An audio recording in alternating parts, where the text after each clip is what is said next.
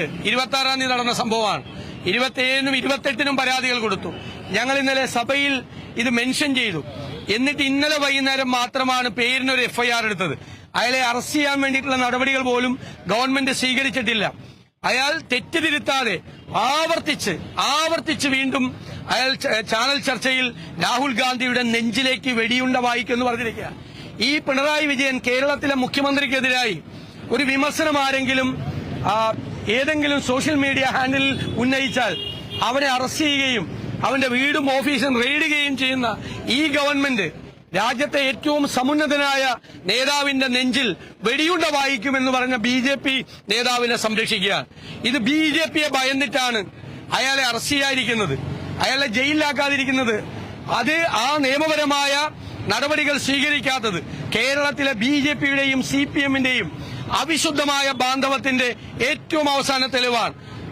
ഞങ്ങൾ പ്രക്ഷോഭണം സംസ്ഥാന തലത്തിൽ കോൺഗ്രസ് ഇന്നലെ പ്രക്ഷോഭണം നടത്തി വ്യാപകമായ സമരങ്ങൾ നടത്തിയാണ്. ഇന്നത് UDF കൂടി ഏറ്റെടുക്കുകയാണ്. ഇന്ന് സംസ്ഥാനത്തുടനീളം UDF പ്രവർത്തകർ വ്യാപകമായി ഈ ഗവൺമെന്റിന്റെ ഈ തെറ്റായ നയത്തിനെതിരെയും ഇത് പ്രഖ്യാപിച്ച BJP നേതാവിനെ സംരക്ഷിക്കുന്ന സംസ്ഥാനത്തെയും ദേശീയ തലത്തിലെയും BJP നേതാക്കൾക്കെതിരായും അതിശക്തമായ പ്രചരണവും സമരവുമായി കേരളത്തിലെ UDF പ്രസ്ഥാനം മുന്നോട്ട് പോകും. ഗവൺമെന്റ് ഞങ്ങളെല്ലാം വിസ്മയിപ്പിച്ചുകൊണ്ടാണ് ഗവൺമെന്റ് ഇത്രയും ഗൌരവതരമായ ഒരു വിഷയം ഉണ്ടായിട്ട് അതിന്മേൽ ഒരു നടപടിയും സ്വീകരിക്കാതെ ചെറുവിരൽ അനക്കാതെ ഇരിക്കുന്നത്. ആ BJPയുമായിട്ടുള്ള ബന്ധമാണ്. അത് കേരളത്തിലെ ജനങ്ങളുടെ മുന്നിൽ ഞങ്ങൾ അതിശക്തമായി തുറന്നു കാട്ടുക തന്നെ ചെയ്യും. രാഹുൽ ഗാന്ധിയുടെ നേരെ നടക്കുന്ന ഈ ആക്രമണത്തെ ഞങ്ങൾ ജീവൻ കൊടുത്തും പ്രതിരോധിക്കുക തന്നെ ചെയ്യും. മന്ത്രി പി രാജീവ് വിഷയത്തിൽ മറുപടി നൽകിയപ്പോൾ പറഞ്ഞത് കഴിഞ്ഞ 3-4 ദിവസമായി വിഷയം നടന്നിട്ട് ഇതുവരെയും കോൺഗ്രസിന്റെ ഭാഗത്തുനിന്നും ഒരു പരസ്യ പ്രതിഷേധം പോലും ഉണ്ടായില്ല. പിന്നെ എന്തിനാണ് ഞങ്ങളെല്ലാം ഇന്നലെ നിങ്ങളെല്ലാം കണ്ടാലും ഇന്നലെയും മിനിഞ്ഞാന്നും ഈ സംസ്ഥാനത്തുടനീളം പ്രതിഷേധം നടന്നല്ലോ. ഇന്നലെ AICC ജനറൽ സെക്രട്ടറിയും ഞാനും KPCC പ്രസിഡന്റും അടക്കമുള്ള ആളുകൾ MLA-മാരുൾപ്പെടെയുള്ള ആളുകൾ മുഴുവൻ ഇന്നലെ പ്രതിഷേധത്തിൽ പങ്കെടുത്തതാണ്. ഇന്നലെ ഞങ്ങൾ നിയമസഭയിൽ മെൻഷൻ ചെയ്തു. അപ്പൊ നമ്മൾ വിചാരിക്കുന്നത് ഇതുപോലത്തെ ഒരു ഗുരുതരമായ കേസിൽ ഞങ്ങളെല്ലാം പത്രസമ്മേളനത്തിൽ അതിശക്തമായ നടപടിയെടുക്കണമെന്ന് പറഞ്ഞു. പരാതികളില്ല എന്ന് ഇന്നലെ നിയമസഭയിൽ ഒരു CPM അംഗം പറഞ്ഞു. ആ പരാതികൾ മുഴുവൻ ഞങ്ങൾ ഉയർത്തിക്കാട്ടി. നിരവധി പരാതികൾ ഈ സംസ്ഥാനത്തുടനീളം ഞങ്ങൾ കൊടുത്തിട്ടുണ്ട്. അപ്പൊ ഞങ്ങളെല്ലാം വിചാരിക്കുന്നത് ഗവൺമെന്റ് ഈ കാര്യം ഗൌരവമായി എടുത്ത് അടിയന്തരമായ നടപടി സ്വീകരിക്കുമെന്ന്. ഈ അവിശുദ്ധ ബാന്ധവം ഈ വിഷയത്തിലും ഉണ്ടാകുമെന്ന് നമ്മൾ ആരും പ്രതീക്ഷിച്ചിട്ടില്ലല്ലോ. തീർച്ചയായിട്ടും ഉണ്ടല്ലോ. കേന്ദ്ര ഏജൻസികളെ ഭയന്നുകൊണ്ട് ജീവിക്കുന്ന ഒരു മുഖ്യമന്ത്രിയാണ് കേരളത്തിലുള്ളത്.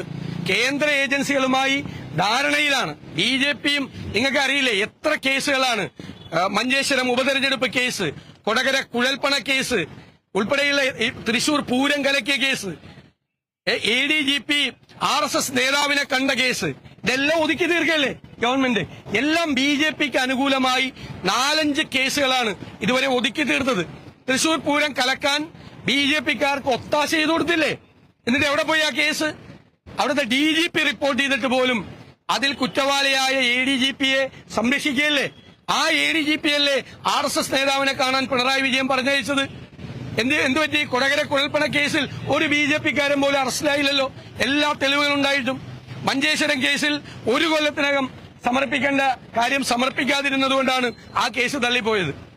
കഴിഞ്ഞ ദിവസം അടിയന്തരപ്രമേയം എല്ലാം ചർച്ചയ്ക്കെടുത്തപ്പോൾ ഞങ്ങൾക്കൊന്നും മറച്ചു വെക്കാനില്ലാത്തതുകൊണ്ടാണ് ചർച്ചയ്ക്കെടുത്തതാണ്. ഇന്നിപ്പോ നോട്ടീസ് പോലും ഇന്ന് ചർച്ചയില്ല, നോട്ടീസും ഇല്ല.